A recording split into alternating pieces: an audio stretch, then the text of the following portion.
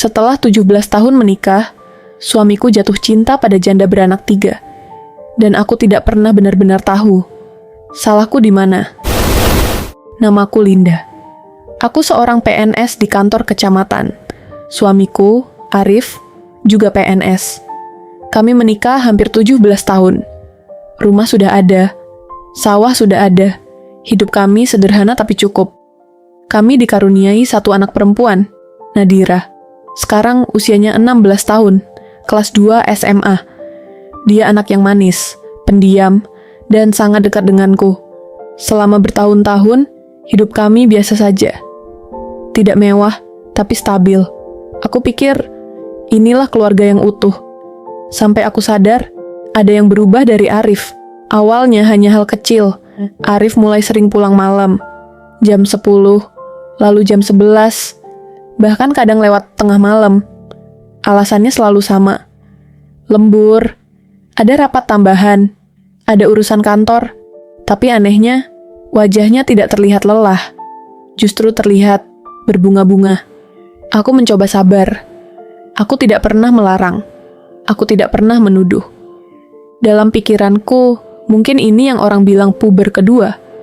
Sampai suatu hari, aku mendengar sendiri dari teman kantor, Arif sering terlihat bersama seorang wanita. Janda beranak 3 bernama Rani. Rani lebih muda dariku, lebih sering tertawa. Katanya, lebih perhatian. Aku mencoba bertanya baik-baik pada Arif. Jawabannya hanya satu, aku nyaman sama dia. Jawaban yang sederhana, tapi menghancurkan 17 tahun kebersamaan. Hari itu akhirnya datang. Arif duduk di ruang tamu, wajahnya datar. Tanpa banyak kata, dia menjatuhkan talak padaku. Tidak ada teriakan, tidak ada drama besar, hanya rasa kosong. Yang paling menyakitkan bukan karena dia pergi, tapi karena selama ini aku merasa sudah cukup. Aku setia, aku sabar, aku menjaga rumah, aku bekerja, aku mengurus anak. Ternyata cukup bagiku, belum tentu cukup baginya. Setelah resmi berpisah, aku dan Nadira tinggal berdua di rumah yang selama ini kami bangun bersama. Semua rumah dan sawah atas namaku. Mungkin ini satu-satunya hal yang membuatku sedikit tenang. Setidaknya, aku dan anakku tidak kehilangan tempat tinggal. Arif pergi, entah kemana sekarang. Kadang aku masih bertanya-tanya, apakah dia bahagia?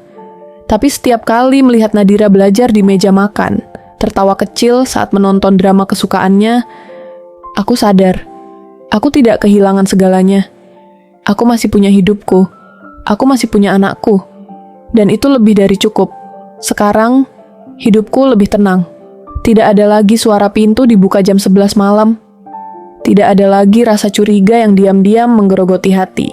Aku tidak tahu di mana Arif sekarang, dan jujur saja, aku tidak lagi ingin tahu, karena ternyata ditinggalkan bukan akhir dari segalanya. Kadang, itu justru awal dari ketenangan yang lama kita cari. Pesanku, setia itu pilihan, jatuh cinta lagi juga pilihan, tapi harga dari sebuah pilihan selalu ada. Untuk para istri, jangan pernah merasa kamu kurang hanya karena suamimu memilih orang lain. Dan untuk para suami, ingat, membangun 17 tahun itu tidak mudah. Jangan hancurkan hanya karena rasa yang mungkin sementara. Jika kamu punya kisah, kami mendengar, follow untuk cerita berikutnya.